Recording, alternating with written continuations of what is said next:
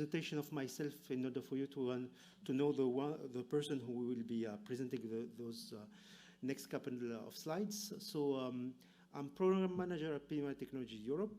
I'm basically in charge of everything regarding EI, but as well everything regarding VR. I'm also, just for the note, working with the VR Association in order to gather ecosystem around startups working on XR. So let's begin with some basics regarding virtual reality. Virtual reality, basically, to make it easy to understand, is the idea to trick your mind, to allow you to put a headset and to forget your environment and be in another one. And the main value for this, or the main goal for this, is allow you to focus in a topic, to train and process, or to experience some experiences related to issues, or to something that you want to highlight to an attendance, or to a VIP person, or for a customer. So really the idea is to close your environment, your real one, and to let you be focused on some kind of fake environment. This is brought by 2 or 3 main things. Is the environment that you are going to be in, the sound, and the interaction. And we are going to talk a little bit about those 3 features and a little bit more in the next slides. So basically, VR has a large coverage or large acceptance in professional usage since a couple of years now, at least 20 for now. We can give some example related entertainment, regarding sports, so not only training, but also allowing people to experience some sports that you don't know. In healthcare, it is used for trained surgeon, trained nurses, or having some kind of therapy to lower the pain level, for example. Of course, when we talk about technology, the military are quite in pole position, and they are using virtual reality to train battlefield, or to use this immersive technology to allow operator to fix tanks or aircraft. Also, aviation have a lot of usage, so basically we can recreate some cockpit and a lot of complex processes in the field by VR. A big consumer of VR is everything regarding research and education. So all the biggest university and the less known also are using VR in order to raise the knowledge of their student and to empower their research. And it's related to scientific visualization. So if you want to have a good understanding of complex structure for molecular project, for example, VR and immersive technology can give you really a value on this. Some other fields are also reaching out regarding the usage of immersive technologies. We can talk a little bit about construction and BIM. So everything related to this field is getting high complexity, and BIM is covering this in 2D. Using VR will help us to understand all the layer of a building, like a tower or like a factory or some kind of complex project on this field. So just to be kind of academic or basic, we can talk about the VR in some kind of fun way. So we can say that VR have a certain magic, and usually we use 3 big axes to say that VR is really a game changer in the field of acquiring knowledge. So we have the first, the IIE, so impact, interaction, and embodiment. So we'll go quickly on those 2 or 3 axes, and we are going to get back to business later on. So impact. So basically, the main value of VR is that it can really touch your feeling. So you can put your headset and having the opportunity to understand some issues that your reality is not related to. So for example, a lot of research projects are dealing with autism. So basically, a lot of us maybe cross the road of an autistic person, and we don't have an understanding of their reality. VR basically can allow us to understand that. So there is a couple of applications that will allow you to be embodied in an autistic person body and to understand the struggle that they are facing. So this is one of the magic of VR. So it can allow you to feel and to live an experience that usually you won't be able to do, or you won't able to face. So I don't know if the video works, but basically the idea is to put a headset to be in a random situation, like if in a coffee shop, and I will push a button and you will switch to another reality. So basically you will see a field, this coffee shop, how the autistic person will see it. So he will be extremely sensitive to lights, to sounds. Everything regarding the crowd behind them will be very annoying and very frustrating for him. And things are escalate very, very quickly.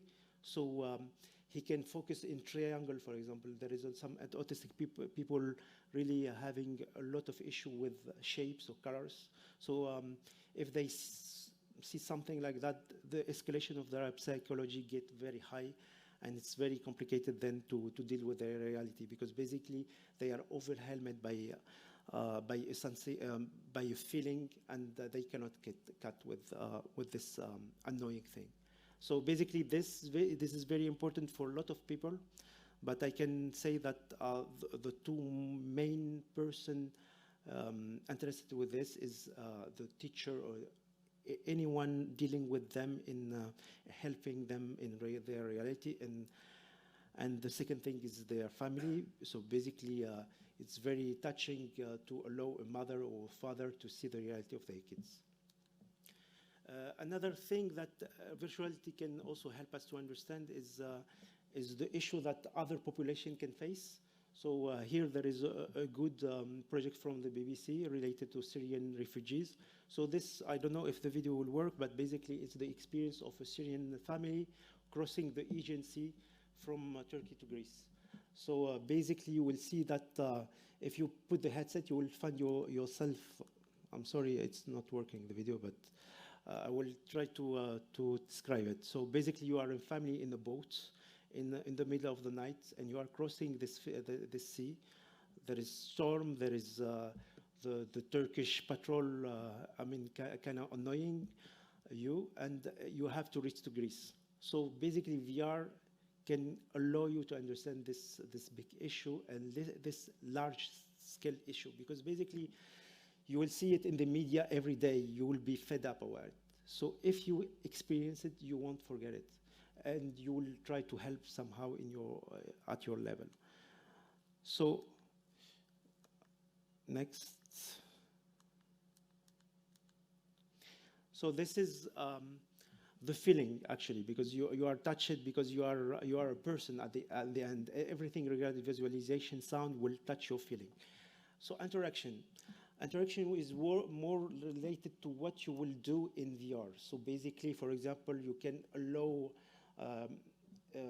amputee people to get used to their robotic arms, and this will be able to, you will be able to do it with VR, with interaction devices. So this is the thing that will allow you not only to see, but to interact with the 3D object around you. So it's another way to forget your real environment, to understand another environment, computer generated.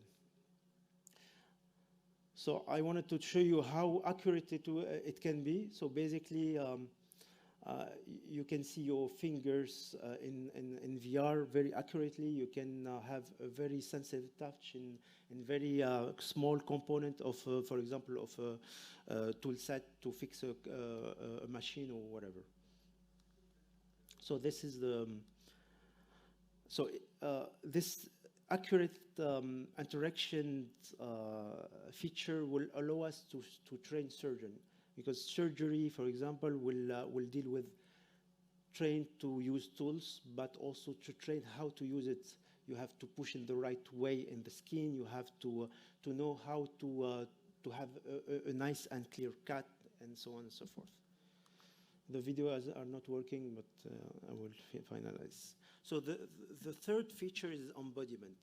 So you can have the best sound, the best definition, the best interaction, a very good experience, but if you don't see yourself in VR, you wouldn't be convinced.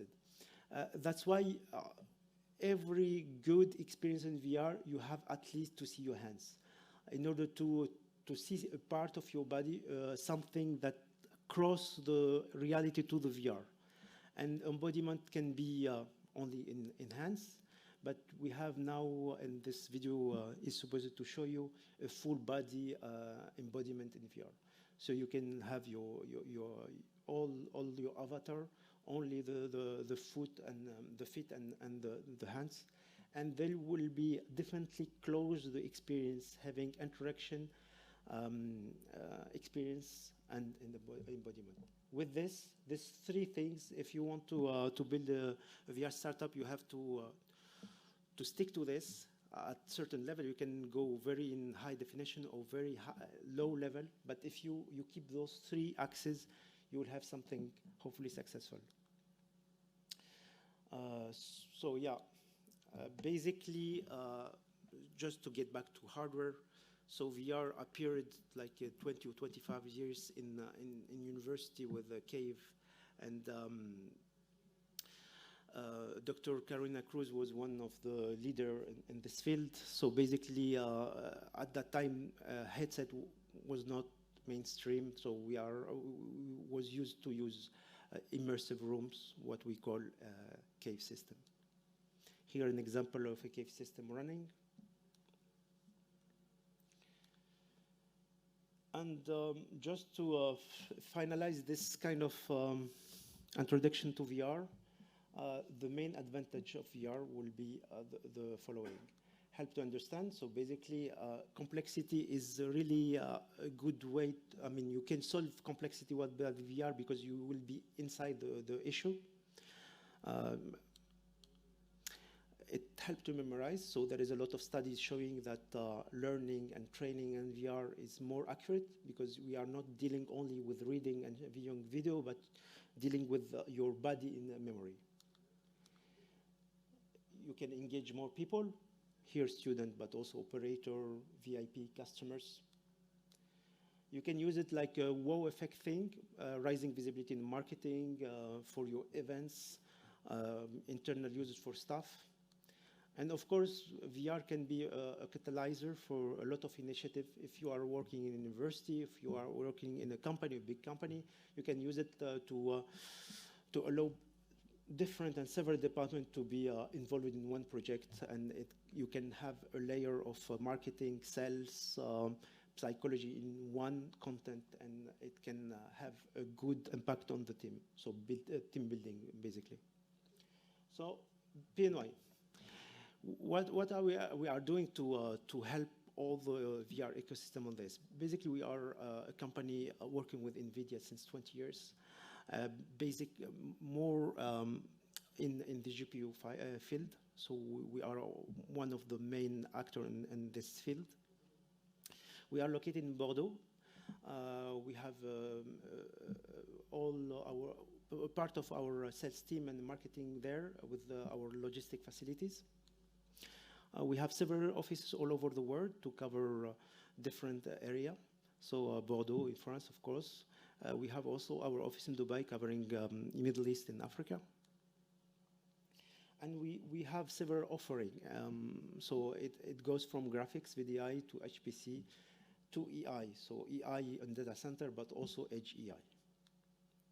We are addressing several markets, several verticals. So industry, oil and gas, entertainment, life science, and more than that.